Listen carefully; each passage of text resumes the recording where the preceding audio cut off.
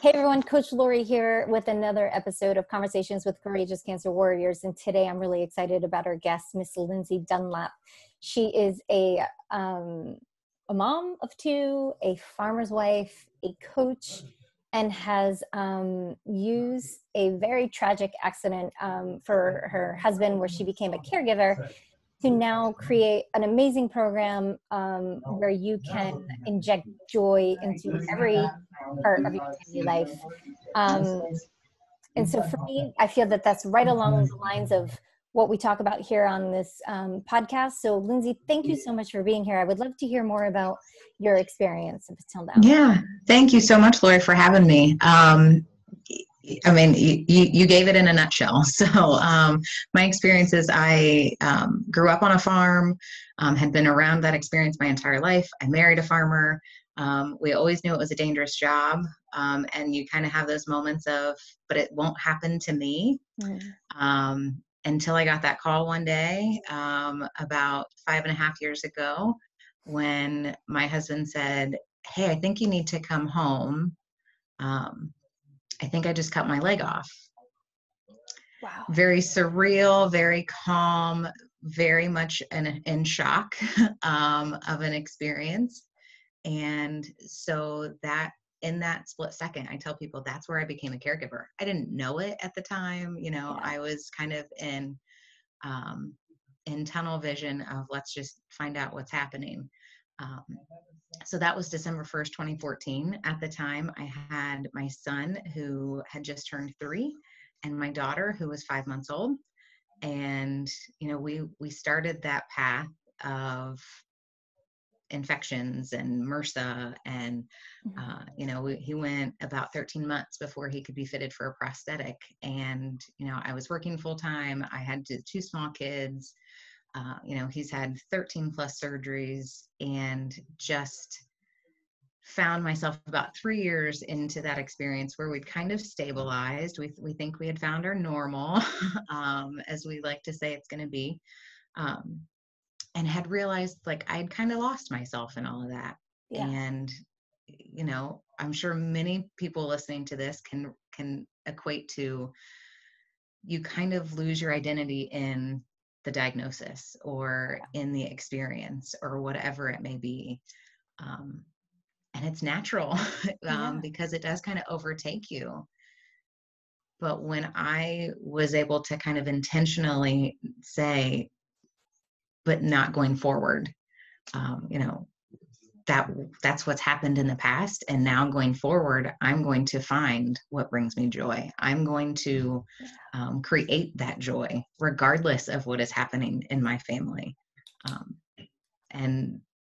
And from that point on, I went down this journey of kind of my self-development and my professional development and want to be able to bring that message to other people. So I love that. Now, it had to be very difficult for you to, be in that experience. For you're empathetic. You want to make sure everybody's taken care of, your children, your husband, and it is very easy to lose yourself. Now, what was one of the first things that you found yourself doing once you said, okay, enough?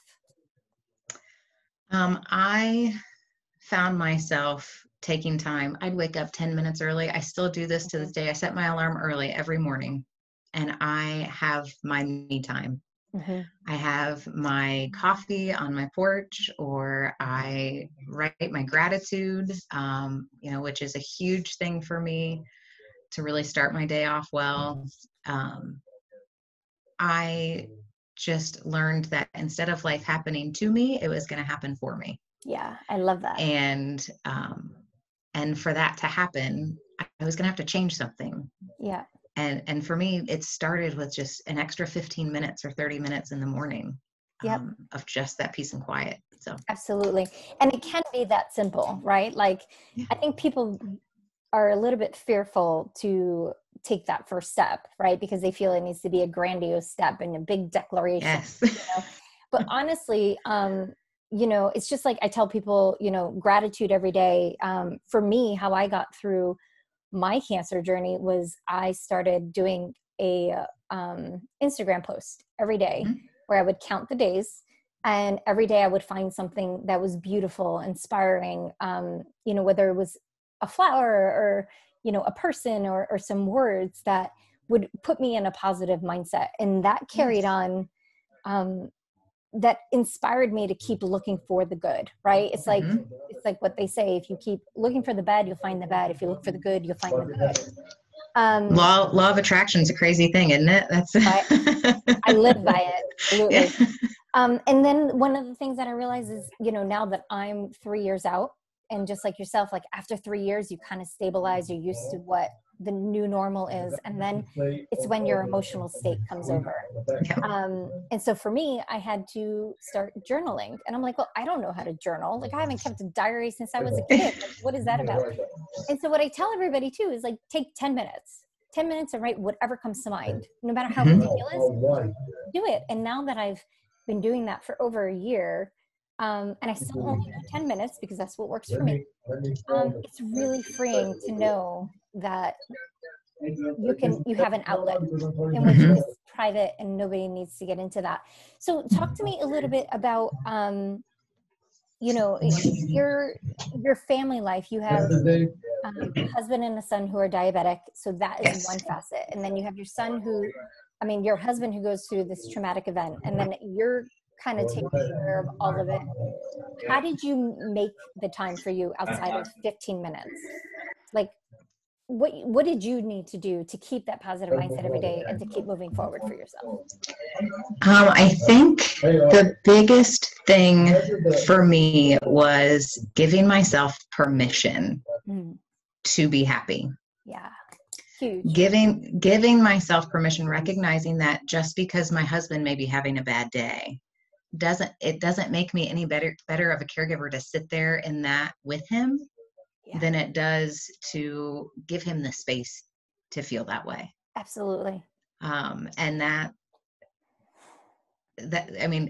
I think I'm just kind of a caregiver by nature. I've always been that, I'm the youngest of three. So you just kind of, you do for everybody else to try to get attention, I think. But there's always been this expectation, unspoken expectation that, you have to make other people happy. Yeah. That's their responsibility to be happy. It's my responsibility to be happy for me. And I have become such a better mother and a better wife and a better friend, to those friends who I didn't see for 3 years, because I was taking care of everything else. And I think just to make that conscious choice to say, I don't like feeling this way, and I'm going to let myself feel differently. And then you get to choose. Yeah, that's amazing, because so many people, get caught up in the circumstances that they forget that they actually have a choice in how they could feel about whatever's happening. And we see that a lot in every part of life, whether or not you have a chronic illness or, it's with your job, it's with your friendships, it's really everywhere. So what is one of the things that you do that might be a little bit different from other people to create that joy in your life? So for me, it was, maybe it was disconnecting from people who had been in your life for a long time. And you felt like, well, they were there to support me, but gosh, every time I talk to them, they give me this sob story, or, I intentionally have sought out a new circle of people in my life who share that, not only law of attraction, but law of association. If you want to be happy, go find happy people. Right. So, you're not going to, you're setting yourself up for failure if you expect the current environment that you've been living in, feeling this way and surrounded by these people, to all of a sudden change. To all of a sudden, they're not going to change for you. You have to change for you. Absolutely. So just going out and, seeing who else is out there, connecting with new people, even if it's uncomfortable, even if it's scary, just again, recognizing that it's taking you to that next step to whatever that joy is for you. Absolutely. And they say that you become you transform yourself and your personality into the 5 people you're closest to that you interact with daily, right? So make sure that those people are really what you want to be, because that's you become a product of your environment.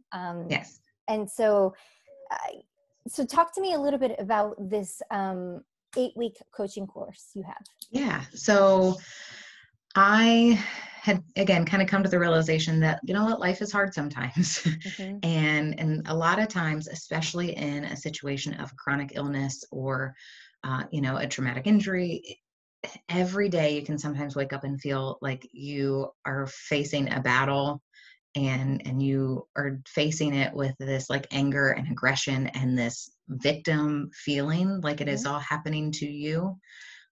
So what I put together is my Warrior Boot Camp. So it's there to provide you the ability to build your armor out of productive quality, recognizing your values, recognizing the place that gratitude can have in your life, and recognizing that every day may be a battle, but you can win the war at the end just by going in with the right mindset.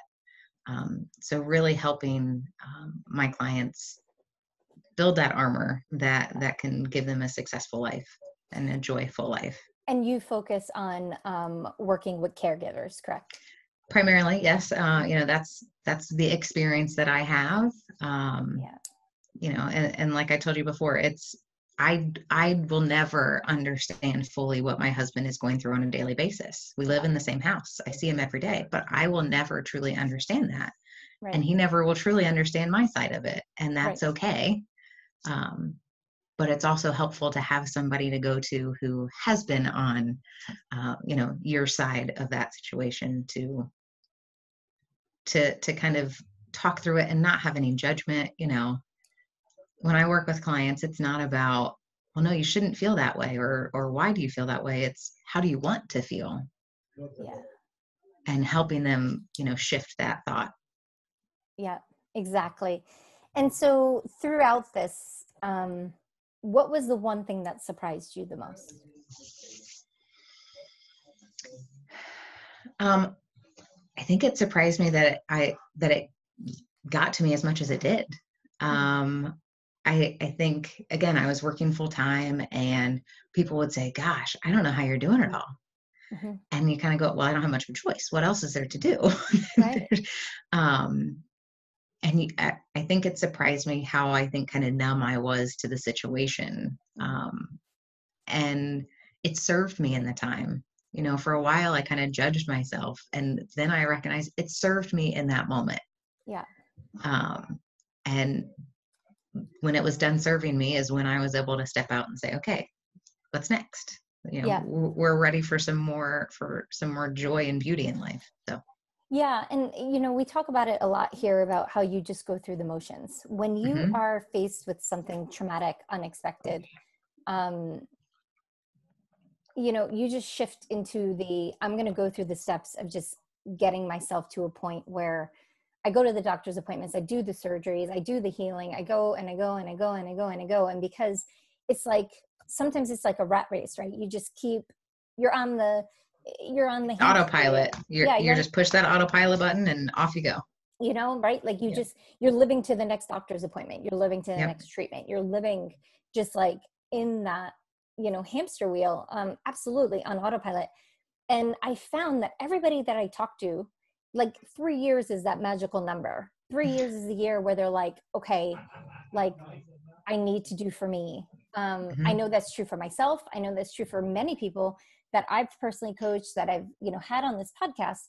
And I would love to, do a study on that as to what happens at year 3, because it's like that 7-year itch that everybody talks about. Yeah. Happens to be year 3. But it really takes courage to be like, okay, enough is enough. Like I need to do for me.